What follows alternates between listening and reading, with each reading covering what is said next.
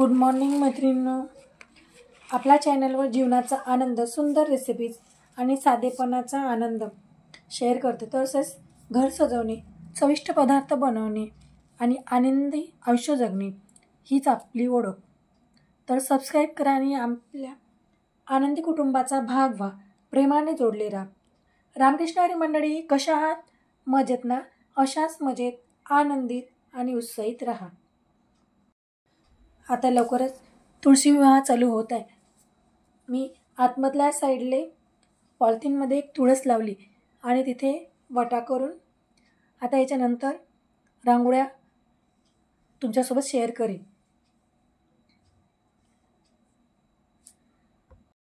तुम्हाला कशी वाटली रांगोळी ते नक्की कमेंट करून मला सांगा. गोपद्म पावला आणि छोटंसं स्वस्तिक श्रीराम समर्थ असे मी तुळशीपाशी लिहत असते. छान ऊन पडलं त्यामुळे दिवाळीच्या वेळेस काढलेले गालीचे चादरा छान उन्हात टाकल्या. आईकडे शेतातून आणलेला भाजीपाला पुष्कळ होता त्यामुळे आज थोडं भरीत करायला घेतले. या नाश्ता करायला, उपमा बनविला. दिवाळीच्या वेळेस चिवडा करायला घेतला होता. दिवाळीच्या धावपळीच्या वेळेस ते व्हिडिओ शेअर करायला राहिलेच, तर छोटीशी क्लिप या व्हिडिओमध्ये जोडत आहे.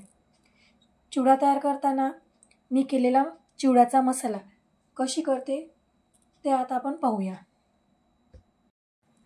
अर्धा किलो पोहे असेल तर पोहे खायच्या या चमच्यानी 1 चम्मच सोप, 1 चम्मच साखर, 1.5 चम्मच मीठ किंवा चवीनुसार सुद्धा, 1 चम्मच हळद, काळे मीठ अर्धा चम्मच आणि चाट मसाला अर्धा चम्मच, जिरे असेल तर अर्धा चम्मच आणि जिरेपूडची पावडर असेल तर 1 चम्मच आणि धनेसुद्धा 1 चम्मच. अर्धा किलो पोहेला एवढं प्रमाण. छान टेस्टी चिवडा होतो. आणि 1 किलो पोहे असेल तर 1/2 चम्मच 2 चम्मच वापरायचा. पोहे छान कुरकुरीत भाजून घेतले. मक्याचे पोहे उन्हात ठेवले होते त्यामुळे ते पटपट तळायला इजी जाते. आणि मक्याचे पोहे तळताना त्यामध्ये थोडं मीठ टाकायचं, त्यामुळे त्याची चव वेगळी लागते. शेंगदाणे लालसर होईपर्यंत तळून घेतले. दालवासुद्धा तळून घेतला. हिरवी मिरची तेलामध्ये थोडी लालसर होऊ दिली आणि त्यानंतर थोडं तिखट आणि थोडं मीठ कमी झालं होतं त्यामुळे ते मिक्स केलं. आमच्याकडे चिवडा थोडा तिखट लागतो त्यामुळे मी तिखट टाकलं. आणि गरम आहे, थोडं मिक्स व्हायला टाईम लागते. त्यानंतर दुसऱ्या दिवशी छान कलर चढतो याला. अगदी कुरकुरीत चिवडा 15 दिवस तसाच राहतो. पोहे छान कडक भाजले की चिवडासुद्धा 15 दिवस टिकतो. आणि मुलीला पुस्तकाला कवर लावण्यास थोडी मदत केली. त्यांच्यासोबत आपणसुद्धा इन्व्हॉल्व होऊन कामं केले की त्यांनासुद्धा त्या कामात इंटरेस्ट वाढतो. तिचे प्रोजेक्टचे बुक होते त्याला कवर लावून दिले.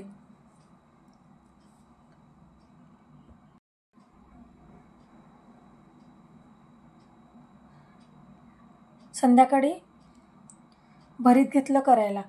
वांगे चुलीत छान भाजून घेतले. चुलीवरचं भरीत आमच्याकडे सर्वांनाच आवडतं. चुलीवरचं भरीत आणि भाकर, कांदा आणि निंबू, मग काय विचारायचं काम नाही. जेवण छान मजेत जातं.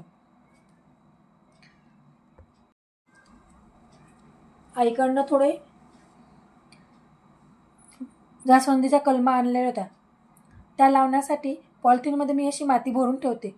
त्यामध्ये छोट्या छोट्या कलमाचे काप करून लावून घेतल्या.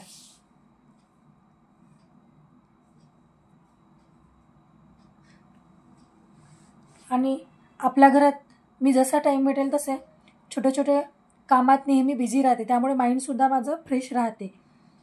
माझ्याकडे झाडं आहे. त्या झाडाची थोडी उकडी आणि त्याचे वाळले फुलं, पानं मी नेहमी काढत राहते. आणि संध्याकाळच्या टाईमला गॅसवटा मी पूर्ण क्लीन करून ठेवते. त्यामुळे आपल्या किचनमध्ये पॉझिटिव्हिटी नेहमी करता राहते.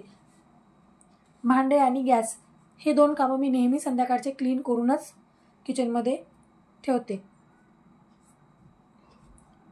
त्यामुळे सकाळी उठल्याबरोबर किचन पाहिलं की फ्रेश वाटतं. आणि हो ताईंनो, माझा व्हिडिओ जर तुम्हाला आवडत असेल तर माझ्या चॅनलला सबस्क्राईब करा, घंटीची बटन प्रेस करा आणि तुम्ही पूर्ण व्हिडिओ बघितल्याबद्दल तुमचा खूप सारा धन्यवाद.